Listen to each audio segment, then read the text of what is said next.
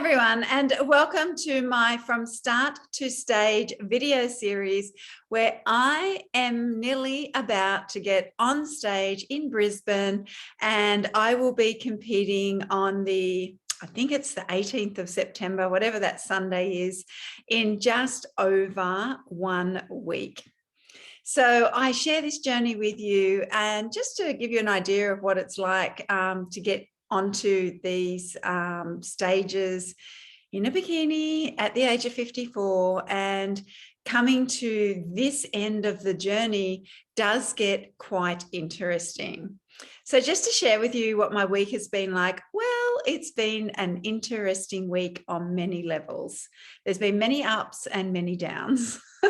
So what happened was, in regard to exercise, I think I was explaining last week that exercise is very intensive at this end of the game to get your body fat so low. And my exercise gym programs are about an hour 20, an hour 30, and I'm running 4 times a week, walking the other days, getting out 20,000 steps. So you can imagine there's quite a bit in there. And what has happened is I injured my hamstring. So a couple of years ago, I had injured, it felt like in the belly of my right hamstring when I was doing sprint training, and it actually went up to the insertion in my bottom area. And it's like a really deep injury. Well, that injury has decided to rear its ugly head again last week, to the point that I had to take anti-inflammatories to try and release it, because it was actually coming right around into the front of my groin, into my inner thigh, and I was finding it quite challenging to walk. So I took anti-inflammatories and I let my coach know, and she said, oh, be careful with that because that holds fluid. Don't take anti-inflammatories near the day. And I said, well, that's good to know, but I normally never do that anyway. I only take them for a day or so just to try and reduce the fluid and the swelling so that the healing can start. So that was interesting. And I did take the anti-inflammatories for a couple of days. It really did assist in lowering the pain. And I've been going rather gently or gingerly since then. As far as, I haven't been running, I've only been walking. And in regard to my lifting weights in my legs, I haven't been pushing my boundaries. I've been staying with my current weights and not going beyond that. So I'm really listening to my body. I think it would be silly to push outside of my comfort zone at this point, and so close to getting on stage. So the other thing that happened was I had bought myself a new pair of running shoes, because I felt that I'd had the others too long. They'd started to get holes in them. And I thought, I'll get myself a new pair of running shoes, of which I did. And I got the same brand, but I got a different type. So I always wear Asics, but I always get Nimbus, and I didn't get Nimbus. I got another brand, and they looked pretty. So what happened was, the first time I wore them, I got that burning effect, and I thought, that's okay. They just need, a little bit of time to wear in. So I was only, going on short walks with these new shoes. And I started to notice that it started to really create pain in the top of my foot. And anyway, long story short, it really played up with my toenail on my big toe on my right foot. So last night I was at the point that my toenail has gone black. All around that toe is red, inflamed and swollen, and potentially that toenail may just come off. So it's a little bit painful. It really has made me feel a little bit like, oh, this could be interesting on stage. High heels with a black toenail, or even toenail falling off. But it is what it is. So no use crying over spilt milk. So what I did do is went and bought myself a pair of Nimbus shoes on the weekend. I made sure that I bought the wide ones, because that's normally what I do buy. And even though my foot has definitely reduced in swelling, I do look like I'm going to lose that big toe purely from wearing new shoes that really didn't fit my foot properly. So a bit of a learning lesson there for myself and for everybody else. So it's been a little bit like, oh, this could be interesting, you know, hamstring injury, toenail about to fall off, but I'm pushing through. So I guess what else has happened is it was time for me to register, and my coach said, you know, you're sort of halfway between bikini and fitness. And she said, I'm not sure which way you should go. So she asked me to get in contact with the person that's running the show and to send him my photos from my last time I did it, which was 5 years ago, and B, my current photos of what I'm currently looking like in my bikini at the moment. And so he came back and said, you know, you definitely are pushing more into the next level as far as out of bikini and into fitness. However, there is a section there called sports model. And so sports model is for maybe those girls that look a bit fitter than bikini girls, but they're not necessarily got the six pack that the fitness girls have got. So they're a little bit, you know, a little bit in between both.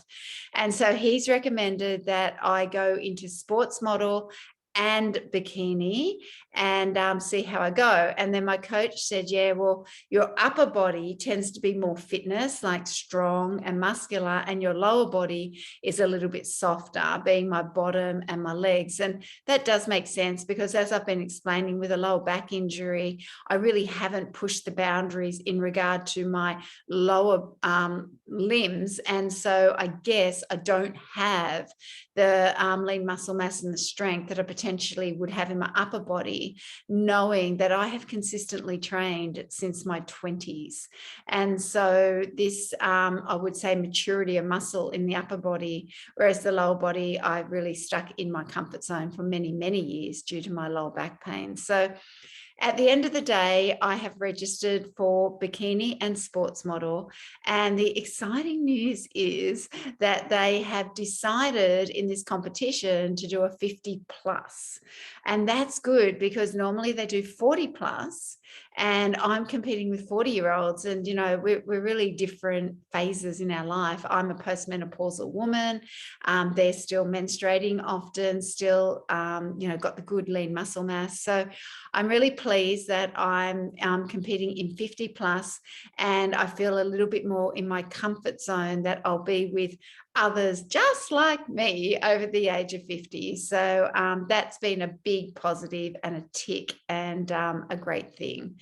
The other thing that's happened is my coach said to me, okay, we're going into peak week. So what happens now is I need your measurements. I need more photos. I need your weigh in so I can create a peak week exercise program and diet for you. And so if you're wondering, well, what's that all about? What it actually is we put our body into carb depletion. And then just a few days before I go on stage, we increase the carb. So it sort of builds the muscles up and puffs them up and makes them look quite a bit bigger. So from Friday this week, I'm going into a carb depletion diet, and I will stay with that until next Wednesday. And then Thursday, Friday, Saturday, I go into a carb loading program.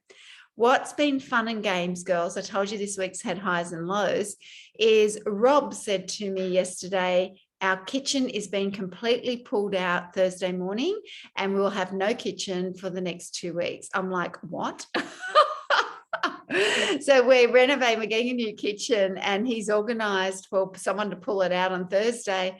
This is potentially the worst week that this could happen because I'm needing the kitchen to be able to prepare all this food that I'm going to need to be eating. And I don't want to deviate from this part of the program because this is where the magic happens. And so I went back to my coach and went, good news, bad news.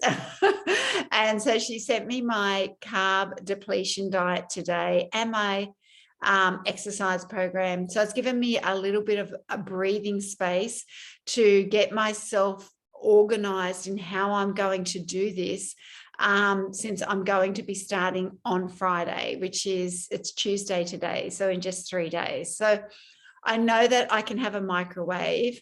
I know that I've got an electric fry pan, and I've still got the fridge because we don't obviously need to pull out the fridge. So I'm thinking that this will be okay, because really I live on chicken, fish, some vegetables and some salad and some salt water. I'm basically living on that for 4 days. So I think because the food is so simple and so basic, I should be fine and I should be able to work it out. My breakfast, once again, it's just like, yeah, it's meat and vegetable, meat and vegetable, meat and vegetable. So what happens is I will actually probably look a little bit thinner than I already do in carb depletion, but it's just an illusion. So when we push the carbs back into my body, it puffs my body back up and it shows off all my lean muscle mass. So as I say, this is where the magic happens. It's imperative that you stick to the plan, stick to the diet, nail it as much as you can, which I'm looking forward to challenging myself and doing it without a kitchen, of course. OMG. I've been able to get my bikini, so that's exciting. That arrived with the courier the other day, and I had a class on the deck, and I said to my husband, I'm expecting a courier. Can you please, if you hear that courier, go out and get it, because it's my bikini, and the bikini costs $500. So it's expensive. And yeah, no worries. So I'm in the midst of teaching a class on the deck, and I spy my husband coming around by the pool with a package. And I'm like, happy days, the bikini's arrived. And he pops it on top of the dog kennel. My dog can get up on top of the dog kennel, and I'm like, no. So I actually had to stop the class as such and just say, honey, can you please get that and put that inside? So after the class, he said, I was never going to leave it there. And I said, well, can you imagine if you did and the dog got it and tore it apart, which he would do, and bikini done and dusted in one mouthful.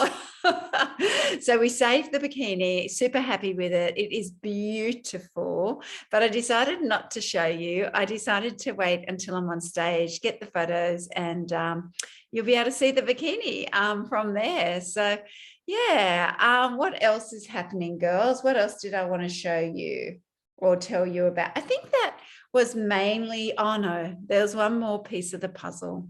So when I had to send through my bikini photos to my coach for all of this peak week thing, I said to her, I've been practicing my posing. Here's a video. She said, I think we need a FaceTime together. I'm like, laugh out loud. She goes, I think, I can see some improvements needed. And so I've spent an hour with her today on FaceTime, practicing my posing, and she's been absolutely wonderful, just giving me some more tips and tricks and areas that I'm going wrong. And it's just fascinating. This posing thing is all about switching on certain muscles and switching off other muscles and creating angles in your body to create an illusion of better angles, and pushing into one muscle and pushing off to another muscle and tilting your bottom up. And it's just looks from down in the crowd that you're just standing there, but when you're actually doing it, you're in so much pain. Your whole lower back just feels completely locked, and you're just smiling, looking like it's all natural, and you're just dying on the inside. So she said, that's right, that's how you should feel. So I have to do a bring it home moment with posing, and I've really got to practice it so much more than I do and have been, to try and make her proud, and to give myself realistically a little bit of confidence up there on stage on the day, because at this moment I'm probably not feeling confident. I'm feeling unsteady.